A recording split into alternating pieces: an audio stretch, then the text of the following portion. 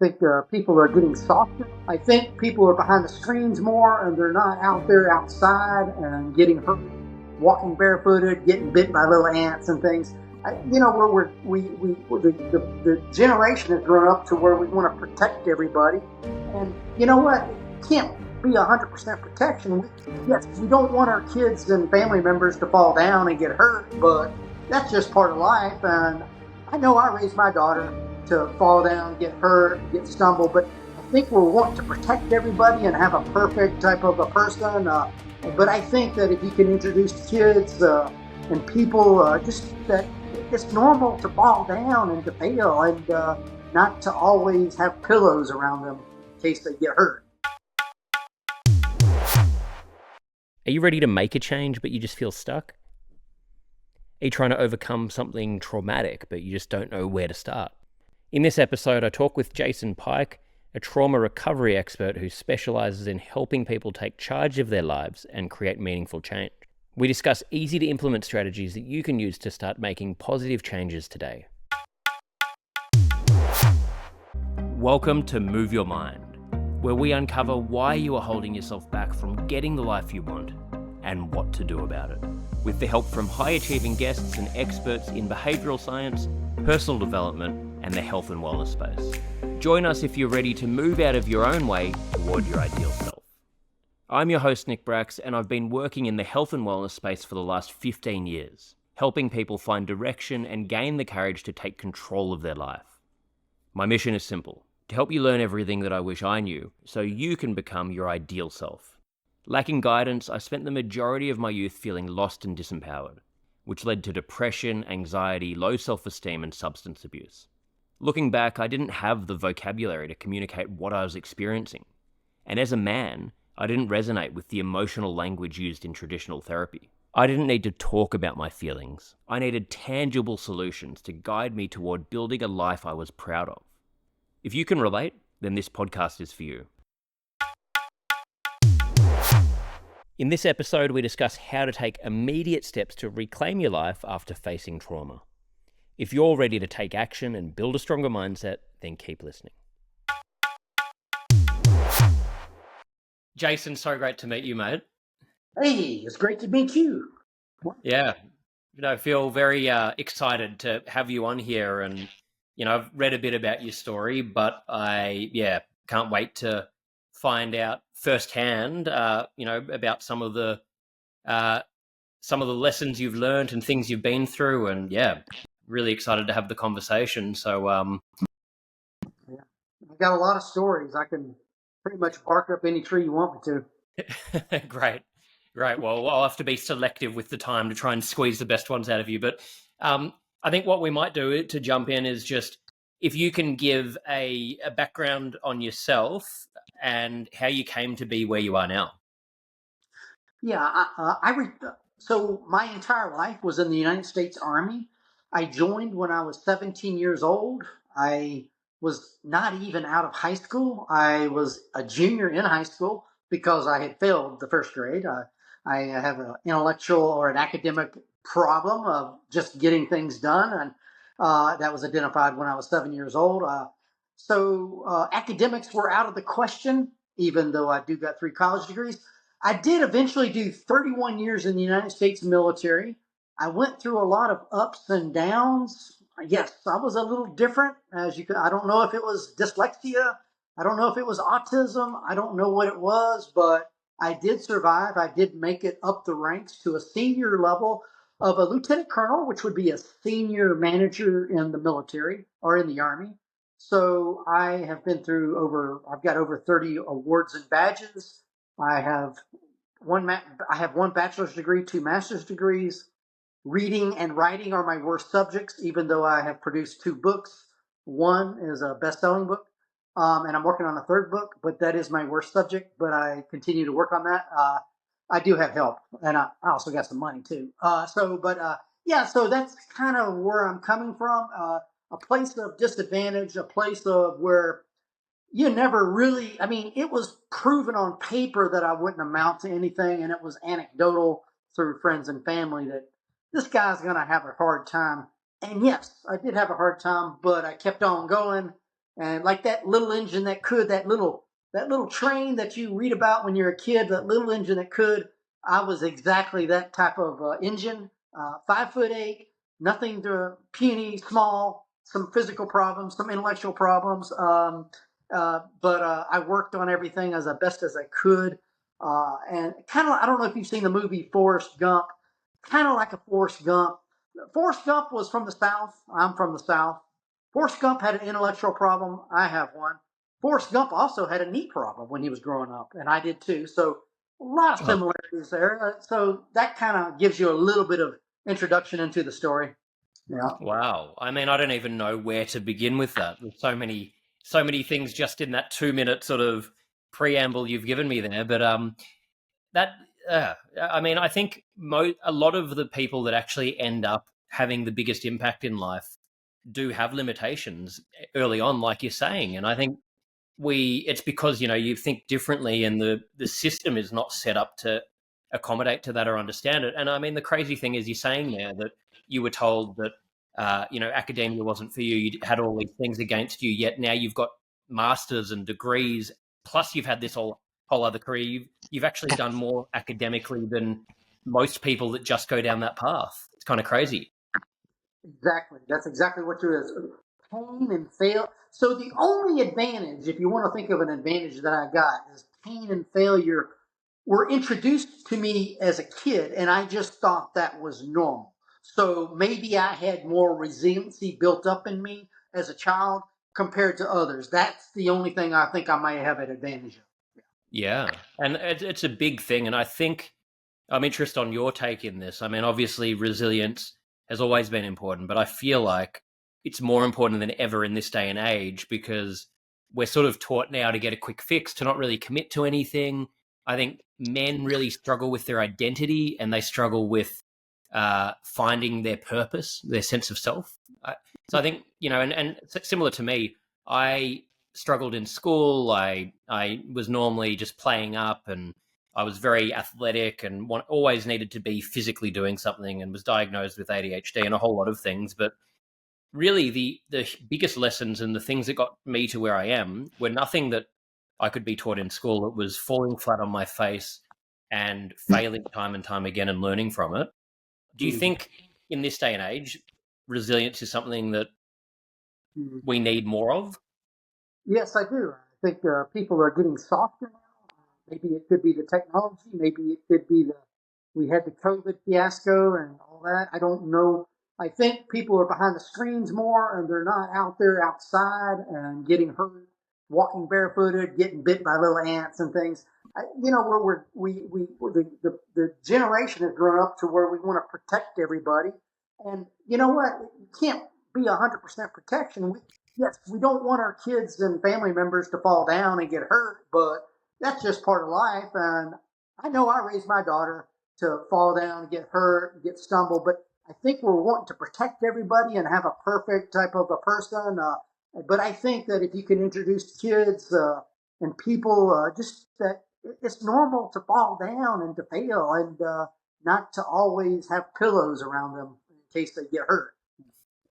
Yeah, yeah, exactly. I mean, you probably wouldn't have gotten to where you got to if you were just protected the whole time.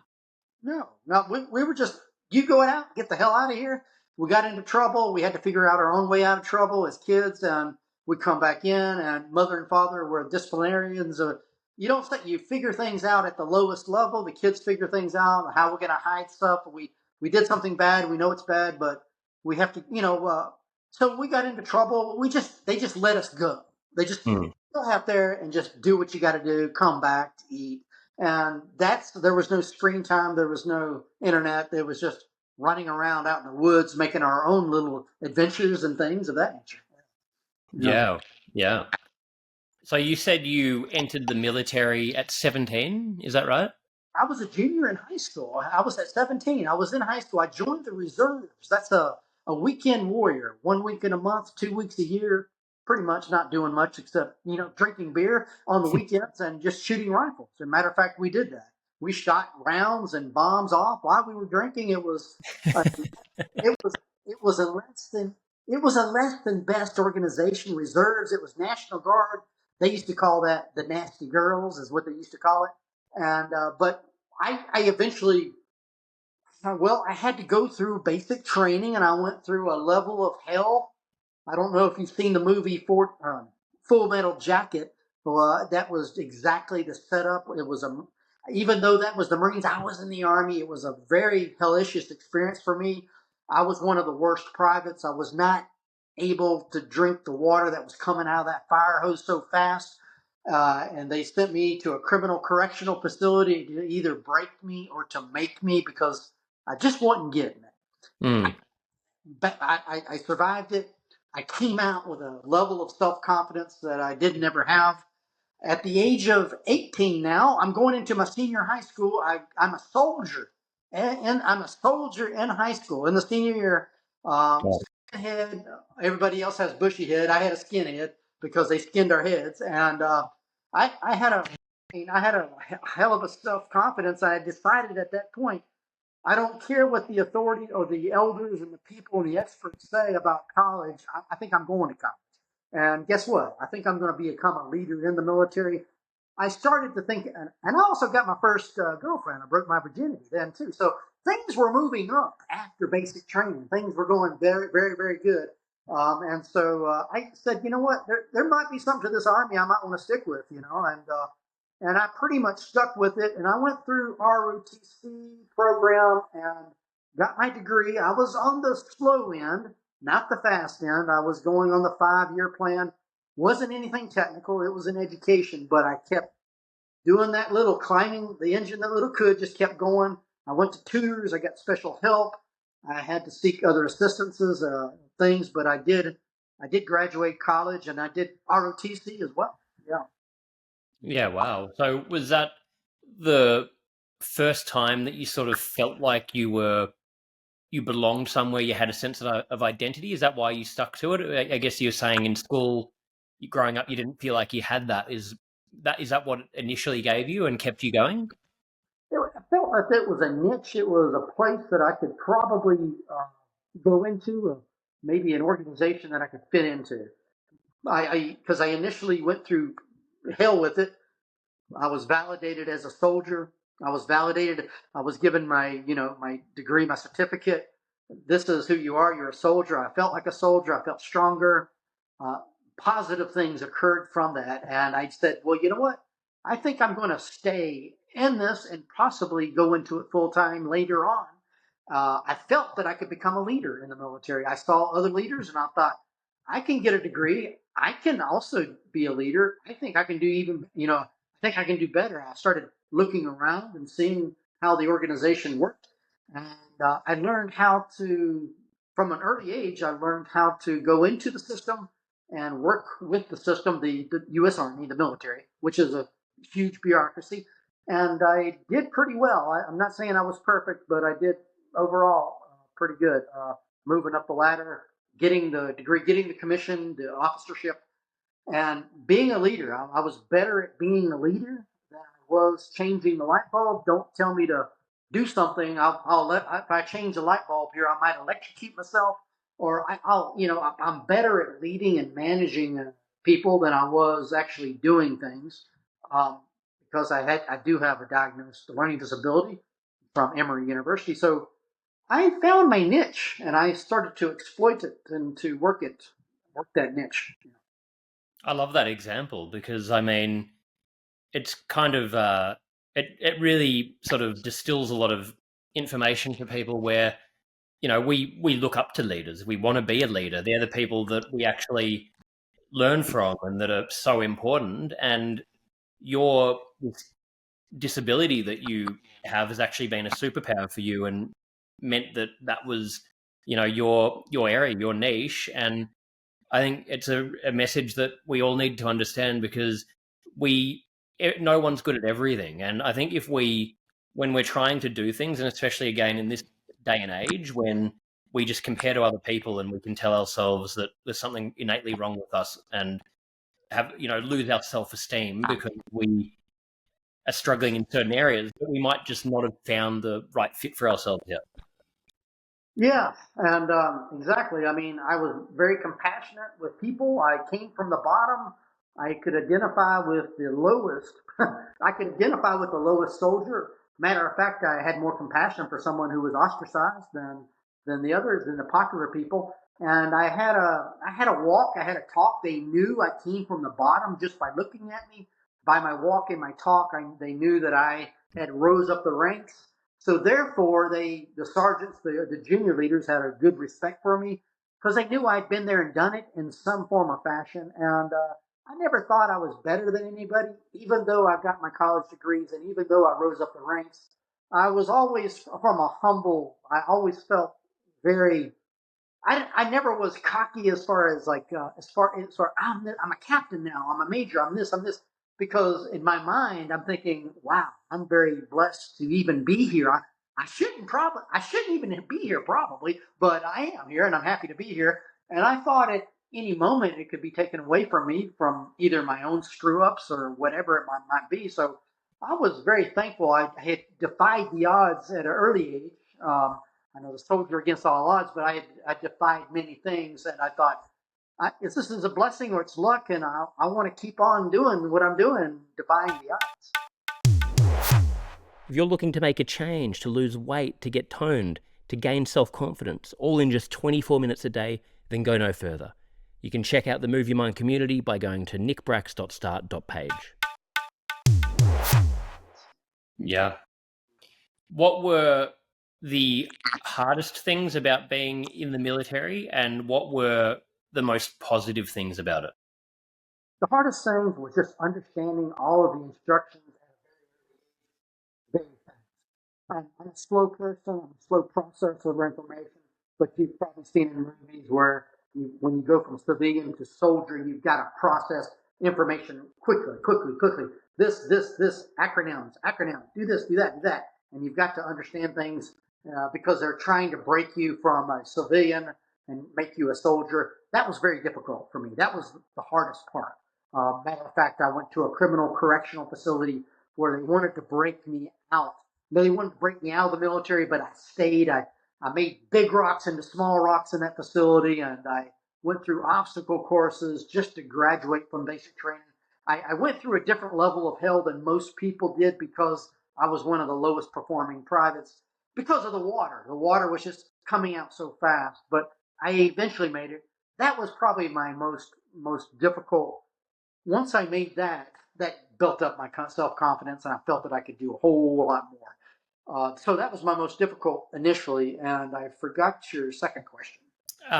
What were the most positive things to come out of it for you, of your Oh, time in the military? it would definitely be, well, the most positive would be getting a college degree, a bachelor's, and then eventually a master's degree in the age of my 24, 25-year-old self, and then getting a lieutenant. I became a commissioned officer. That was like, dude, I right there. I had a story. I had even in my 20s, I had a story right there, and that was the one from initial. That was really, really good. And so a lot of times in life, so what I did, like, man, I was like, I can't believe it. I can do anything now. I got a college degree. I got a commission. I've already, in my 24, 25-year-old head, 25-year-old, I've already defied everything. I can, and so I started getting like, I can do anything. I can get away with anything. And I started becoming, challenging the law and doing bad, running stop signs, drinking and driving. I got in trouble a lot because I felt I, I was always humble to soldiers, always compassionate to soldiers, but I felt with the authorities I can do anything and get away with anything. But I eventually got knocked down a few times on that. Yeah. Yeah, and I mean, it's as part of being young and in our 20s. You sort of feel invincible at that point, and but yeah, again, amazing story there. So, how was the transition then? You said you were in the military for 30 years. How was the transition from that to going back to regular life? That was difficult because I had a lot of post traumatic stress that I hadn't dealt with, and the reason I got out was because of post traumatic stress, and I never have, I just felt that I thought and I thought I needed medical help. I needed to get therapy and try different therapies to reduce the amount of trauma that was in my mind, the anxiety. It was not depression as much as it was anxiety. I felt that I was wired up too much for civilian life because I had been moving up this ladder, going to schools. I had a lot of trauma. And then when you get out, it's like, okay, what do you want to do? Well, I definitely need medical help. So I didn't know where my purpose was other than just getting assistance. Eventually, it took me a while. It took me 3 or 4 years to find a job, just not because I didn't want it. It's just I got a job with the Centers for Disease Control. I worked with COVID outbreaks and things of that nature around the nation, and then I stopped that because I did that about 3 years, 2.5 years, and then I started writing my books and I started producing my books. So really, it was. I think eventually I found the more of the passion with working with the Centers for Disease Control, and then eventually getting my books, publishing my books. Now I'm working on a third book, but it took me a while. It ain't easy just to okay. You're retired now. I got a paycheck. I got all this assistance, but you don't really know how to fit in. I've lived 9 years overseas in 5 different countries. I've been to war. I've flown in helicopters, shot big weapon systems and things, and I've been around all these foreign women and all these girls and all this different culture and food. And then you say, okay, now you're in America, and go ahead and jump. Now figure out what you want to do. It's really difficult to transition. Yeah. Yeah, I can imagine it would be sort of a similar feeling to an athlete when, a professional athlete who's spent 20 years traveling the world, being on performing in front of people, getting this adrenaline rush, you're living this crazy life. How do you go from that extreme to just normal day-to-day life? It's So, not yeah. it's not easy. It's not easy. So you work it in, and yeah, you have to. I had to go through a lot of counseling, a lot of talking. I went through EMDR therapy, eye desensitization, or EMDR therapy. I don't know the term, but I had to go through various therapies just to sort of calm myself down a bit. Exercise is definitely a great routine I do every day. I go through a hot, cold therapy. I get into an ice bath. I did it today. I do it like 3 times a week. I go ice bath and then sauna, ice bath and sauna. That seems to reset me and rejuvenate me. So I have many different methods of how I deal with it. I think a lot of problem with a lot of veterans and soldiers are what they'll do. They just want to think there's like one or two bullets. They want to try one or two things, and if they don't work, then they don't want to try anything else. But I feel that there could be something for them. What works for me may not work for them, and vice versa.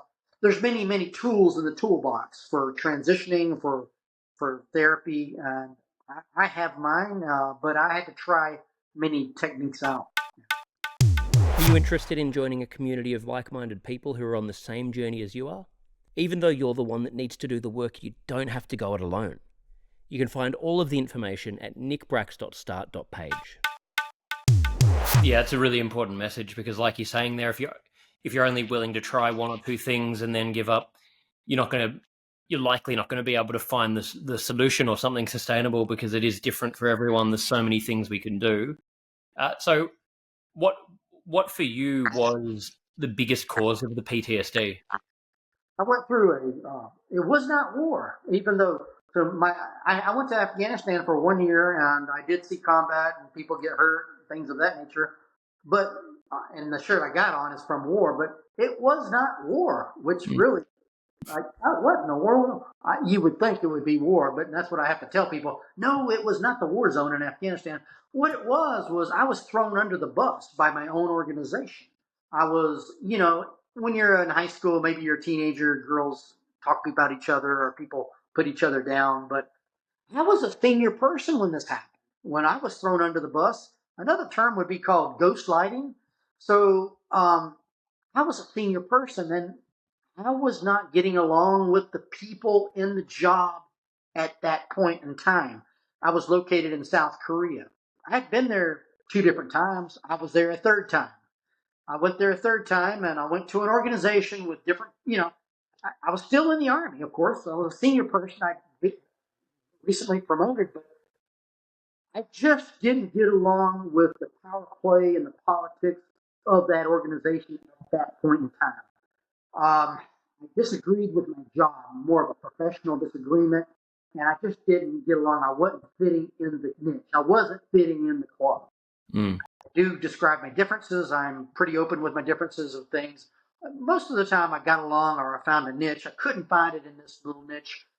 And the power politics, the people at that time, they threw there's a lot of things that went on in only a 2 year period, 2.5 year period of time. First of all, they put a rumor out around the garrison that I was a pedophile, which was bad. That was a rumor that went around the community. I was ostracized. I did have a daughter at that time that went to the elementary school. I was a very playful, fun father with the little kids. And yes, I enjoyed playing soccer. I enjoyed chasing, and I enjoyed going to eat lunch. I enjoyed that fun phase of fatherhood, but I was not a pedophile. Matter of fact, fatherhood, I'm better as a father than I am as a soldier, put it that way. And so, but they wanted to try to get me out. So I'm going to try to set up the story this way. And in the government or in the military, like me in the military, it's hard to transfer somebody out. It's hard to get rid of a senior person. You have to make stupid shit up, or maybe something maybe close to the truth or whatever.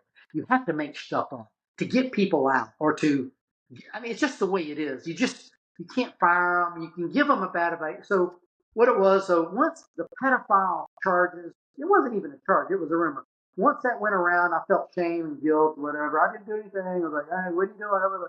Once that went away, they changed it up. So the next year, I went from a pedophile to a spy in 2 years. So the next year, I was considered a spy. I was giving false.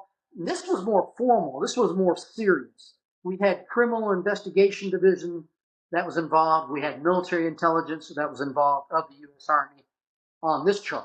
So once I went on that charge of, I was blindsided.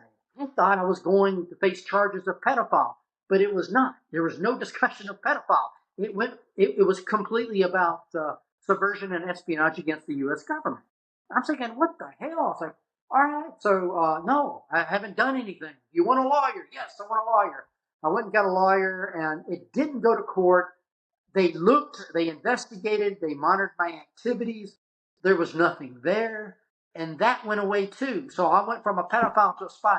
So the spying activity was more formal and more serious, but nothing. They did challenge my security clearance, but that was given to me. There was nothing there. What hurt me the most was the pedophile charge, even though that was just a rumor. And so I went through 2.5 years of healing. I mean, and that's the only time I really, that was probably the hardest time of my entire life. I mean, and wartime was not difficult for me, really. And all the other times I've jumped out of airplanes, I went to the criminal correctional facility, and that was hard. But this was really, I felt that I was being betrayed and put down by my own people that I had worked with. And I feel that I was being thrown out of a family that I had developed for over 20 years. I had a lot of awards, accomplishments, and badges and degrees at this time. I mean, and so if anybody had a freaking mind, they would know that I'm not a pedophile. If anybody would got to know me, they know I'm not selling secrets. They know this. And so I've never been pissed off at a level where I wanted to kill people and maim people for very long periods of time. So that occurred in 2007, 2008. It went through 7, 8 years. I had planned things out to kill, maim these people that hurt me so damn bad. And I had to process this thing. This took up my time, mental energy. It took up some of my family's energy. And it really, it had to go through therapy on this. And it was just because of false allegations and bullshit. That's all it was. And I had to somehow process this thing out multiple different ways, which you're helping me out do now. And I've never been pushed. We all got a breaking point, and I guess I finally found it when I was a senior person in the military. And it wasn't from the Taliban. It wasn't from Afghanistan. It was from my own people. And I like the Army. I'm proud of the military. They give me all my education, but there's just a certain niche of people that can be mean and they can be vindictive and they can somehow work the system against you. Yeah. Hey guys, if you're enjoying this podcast, please click the subscribe button, leave a like or comment, share with your friends, and follow me on Instagram at NickBrax. I really appreciate your ongoing support. Thank you for sharing that, and yeah, it's so fascinating, and I can only imagine it's shocking that they would go to those lengths, and like you said, it's ironic that PTSD is such a common thing for people in the military, yet yours has actually come internally from that component of it. So yeah, it must have been an incredibly difficult thing to deal with. So what's your main message now in the work you're doing, writing these books? What's the main thing you're trying to achieve through doing that? So with the first book, that's been number one on many levels of Amazon, which is called A Soldier Against All Odds. That's really for anybody. It's a life of love. It's a life of fiascos and failures, and I'll tell you my fiascos and failures through the book. And I think anybody can identify it. And I think that's why I went to number one so many times, is because it's a message of vulnerability and like I've messed up, but I'm going to tell you where I did not mess up. And I think it's more at a human level. Like, you're just out on the street talking to somebody. It's in that storytelling style. So that's that one. So the other book is mostly for veterans, and this is more of a self-help guide. It's out of the uniform back into civilian life. And it's more of a self-help guide for veterans to get their benefits. So that first book that I'm talking about is survival, inspiration, hope, and no matter what phase of life you're going through, I'm thinking that I've had many shares of failures and fiascos and shame, and it wasn't because of the latter part. It was other things, DUIs, my own thoughts, and I think that I'm a story of persistence and resiliency, and I think that most of your viewers out there get better scores on your entrance tests or to your college and everything else, and I think that grades are important and education is important, but I also think that grit, resiliency, and never quit is probably just as important or more important. And so that's one of my messages in many of these books. I'm working on a third book too. Oh, exciting. Well, it's a very universal message that, like you're saying there, and I know our audience would benefit from that. A big portion of our audience are men, and I think it sounds like that book really would be applicable to anyone, any man or woman, but anyone looking to just get that information on how can you, that inspiration, information on how to find your own niche, how to push through, how to build resilience, all that sort of thing. So yeah, really, I'm looking forward to having a look myself. Where can our listeners go? We'll put this in the show notes, but where can they go to get your books? Okay, before I say that, I am the narrator. I'm the author. You don't even have to listen to the book. You can listen to the book. I'm the narrator. All right? It's in my own voice. Love that. I wrote it. I narrated it. You're going to feel it from the heart because the damn book is so crazy. I wanted you to know that it is me. That this is it, man. This is the truth because I wanted you to hear it from my voice. So you can get it on Amazon. A Soldier Against All Odds, and the other one is Out of the Uniform Back into Civilian Life on Amazon. But my website is jasonpike.org with all the handles, jasonpike.org. You're going to find all the messages. I got blog sites on there about mental health and other things, inspirational messages, jasonpike.org with all the social media handles on that. Great. Well, we'll have all of those in the notes. So yeah, make sure to check those out. What would you, how big of an issue would you say PTSD is in general for ex-soldiers, for military? I mean, it sounds like from what I've heard, from what I know about it, it's a gigantic problem. How big of an issue is it? I think it's a pretty big problem, and I think that I don't think there's a magic bullet. I mean, in America, we've got about over 20 people a day that are committing suicides that are veterans. There's more people that have committed suicide in America than all of the wars of Afghanistan and Iraq combined. So the people that are killing themselves in America that are veterans are higher than the war. So I think it's a big problem. We so there. I think veterans need to know that there's a lot. There's not okay. We got something called the Veterans Administration. You can get your mental health there, but that ain't perfect. That ain't a perfect place to go. I prefer to go to nonprofit activities, uh, places that have non. It could be a church. It could be fly fishing. It could be whitewater rafting. It could be going out skiing. There's a lot of places that are nonprofit activities that support veterans, and you don't have to go through all the bullshit with the Veterans Administration. So I think that you need to go through the Veterans Administration to get your rating, to show that you have some issues medically, and then pursue all different types of therapies that you possibly can to prevent you from killing someone or killing yourself. Because I know I've been there. I almost done it. I almost wanted to do it. Not to me, but to other people. But I think that you need to go ahead and get the therapy that you need. And it ain't going to be a magic bullet. You may have to try a few different things. And it might take a little work on that. Yeah. Yeah, really good advice there. And it is such a complicated issue. It's such a complicated, and mental health in general. I mean, since you've gone down this path, what have been some of the things you've seen in general in mental health? Have you seen that to be also societally a big problem?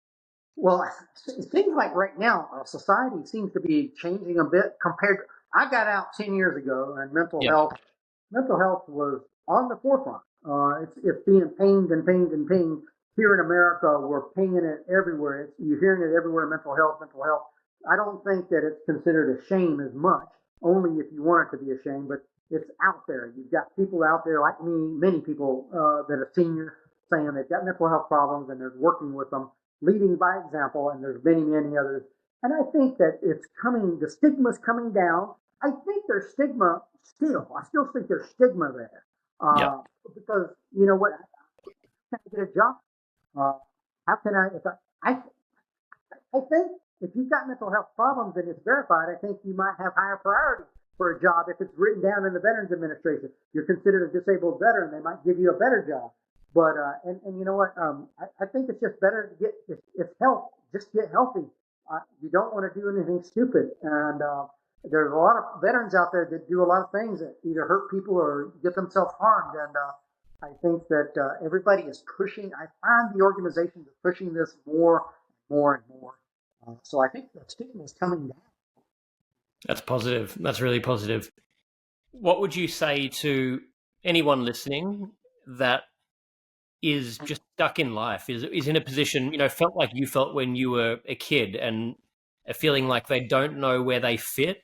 They know that they're not happy with where they're at, but they don't know how to make a change. What would you say to that person? Find out what your interest is and show up, even if you don't know anything.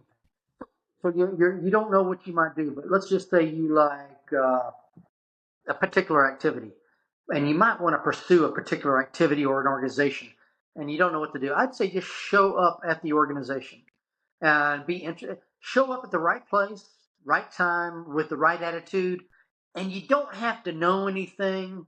Matter of fact, you can put your head down, just show up at the right place, right time. Put your head down. Put your head up. You should put your head up. But I think that showing up and getting somewhere and just showing out and showing some interest is going to get you better. You're going to go more places. I think a lot of life is showing up. It's not staying behind video screens, and it's going out there and saying, "Hey, my name is so and so. I'm interested in this." And whatever that activity, whatever that organization, that job might be, show up at the right place, right time, right attitude. And if you did that, you might be doing better than 50% of the people there.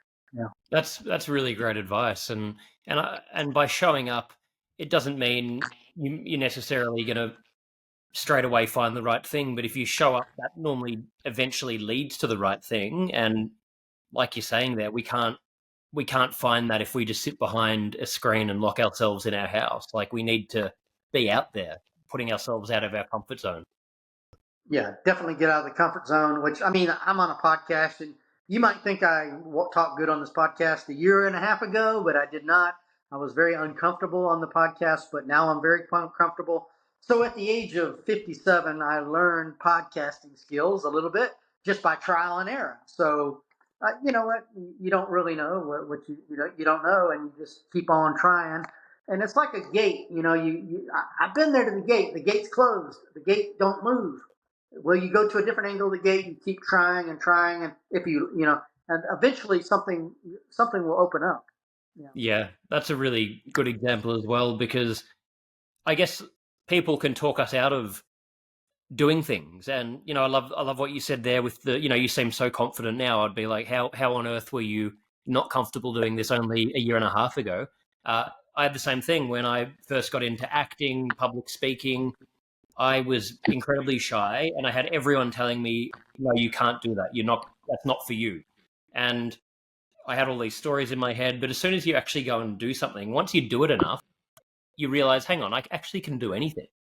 And so another question: how many people do you think are being hindered by having people telling them that they can't do something? Oh, everybody. There's a Yeah, lot. There's a lot of people that do that. There's a lot of your family and friends, unfortunately, will do that. And I've thought about writing a book. Be careful what they tell you can't do, because I read because there's just so many things in life they told me I couldn't do that I did. And I think that, matter of fact, when they tell me I can't do something, I get motivated in a very strange way. I wish someone could tell me I can't do something, then I might want to do it. But that's just me. That's just me. But I think that happens a lot in life. And I think a lot of people are, they want to keep you in your community. Maybe they don't want you to break out and to go venture out into other areas because they want you to stay here. And I don't think that's the way life should be lived. I never lived it that way. And go ahead and give it a try and see if you like it. Yeah. yeah. So you'd say it's really important just to back yourself and not listen to other people, and just have that confidence to be able to go against the grain and just do it. Yeah, and do it. And guess what? You may fall down and you may have to come back, and then they say, "Yeah, I told you, you can do it." You may have to do it again. You may have to do it again. And you know what? I would say continue on. And if that's what you want to do, continue on. And don't listen to people. Listen to yourself. Don't listen to those folks. Yeah. Yeah, because I think it's more important. I mean, ideally, we have mentors and people supporting us, but I think it's more important to actually go on the journey alone than to have people that are holding you down, negative people around you. And a lot of us do have that, like you're saying, people want to keep you in that bubble. They're not even aware they're doing it. They might be threatened of you doing something different, but it's, better off being alone than having that around you. Yeah, I was definitely alone a lot, and I had to listen to myself. And these people that are telling you can't do it, maybe they had their family and friends tell them they couldn't do it, and they just learned not to tell other people you can't do it. I mean, I was a private in the National Guard, and my sergeant said, I told my sergeant, you know what, I want to go to a university, and he almost fell over laughing, and he said, "There's no way in hell you'll go to university," and but I did, and that kind of motivated me, and I had to learn on my own, and but I think that I think a lot of times people get caught up in these. Well, they could be your own hometown, your own people that are there in that hometown that are telling you can't do this and you can't go anywhere. And I think that you need to break. Sometimes they say just break out of that area for a while. Go to college. Go somewhere else to college. Go to another town. Experience some other people. Get out of it may be a bad environment. It could be a negative environment.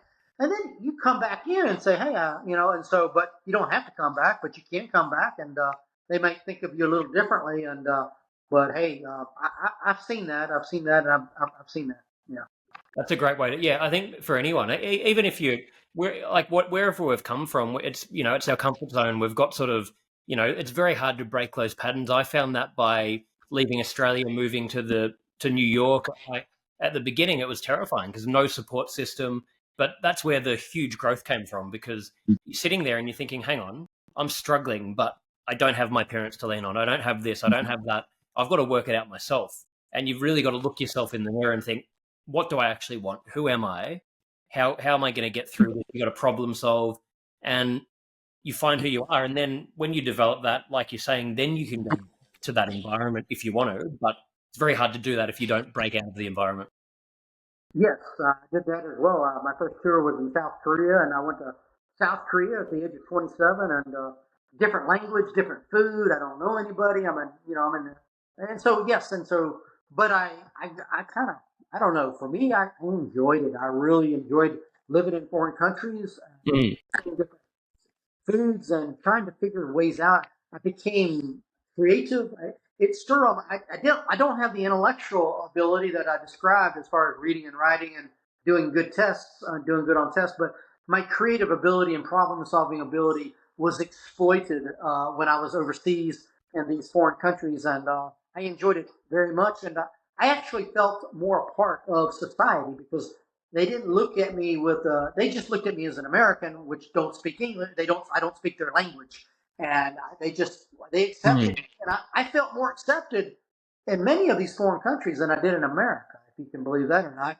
Because I think in America they could pick up on my, strange little nuances and strange behaviors, and I don't know if it's autism or whatever it might be. But they could pick. But in over there overseas, they don't know me as much, and they don't pick up on those things, and I felt more accepted. I thought, and I thrived overseas because I felt accepted. It actually makes perfect sense because you're finally able to be seen for exactly who you are rather than someone's judgment or perception of what they think that means. And I really do think the things you're talking about there, creativity, looking at things from a different angle as opposed to just strictly academic, writing and everything. I think it actually takes more intelligence for the creativity stuff, and it's not we don't value it enough in society. So I think you're just such a good message. I know so many people, so many of our listeners will be hearing this and getting inspiration from that because there's so many of us out there that haven't been able to fit into a box. Yeah, and I was not in the box. And I know that sounds strange because I'm in the Army, but I did have a problem with the rules and the regulations. I did fit in, and there's certain jobs that I fit in very well with, such as being a leader of people where I could use my creativity and I would manipulate the rules and regulations to fit the mission and to fit the objectives of the mission. But when I had to fit into that box and I had to do this, this, and this, I wasn't really, really great. I was a leader, a manager, but no, the box, thinking outside the box was definitely something had. I had to do that. There's no way around it. I couldn't even read the damn regulations, and they just all were written up by a bunch of attorneys and lawyers, and they have all these big words in it. And I couldn't understand that anyway.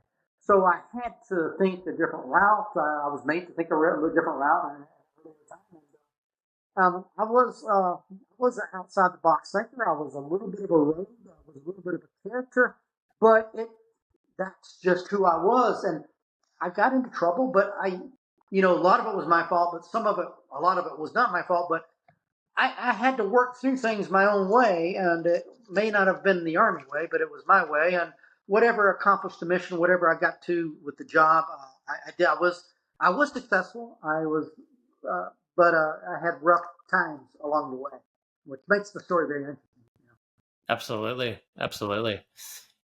What would you say it means to actually be a man in this day and age? Because I mean, a lot of men, you're talking there about vulnerability, and a lot of the problems with men is that we, even in this day and age, a lot of men just don't feel like it means they're manly if they talk about problems. I mean, I got a daughter who's age 23, and I grew up in a time where men were men. I mean, men are men. Men will fight. Men love girls, and men like to get into trouble a little bit. That's just men. That's boys. There used to be a term, boys will be boys.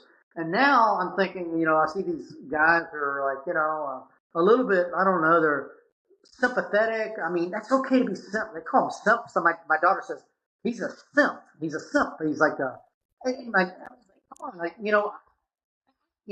grew up in a different time, and there's you're either a man or you're a woman. That's just the way it was, and men did things that were men, and women did things that were women things, and it didn't mean anyone was better or worse. It was just the way it was, and I, I, I I did all the man stuff, and the women did the women stuff, and wasn't considered like you're a racist or you're a sexist or you're a all these little homophobes or this phobe or that phobe. It was just the way it was, and there was no identity crisis at that time. There was no, am I a man or a woman? I was like, well, dude, you're a man. Yeah, you're a man. You're a woman. Like, there's nothing wrong with saying that.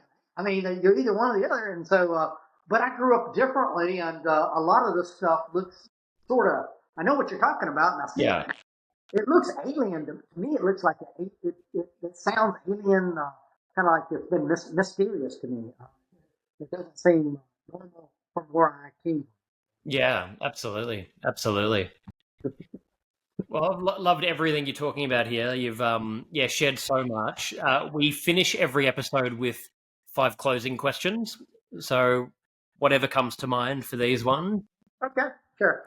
So the first one is, what's your best childhood memory that comes to mind? Oh, wow.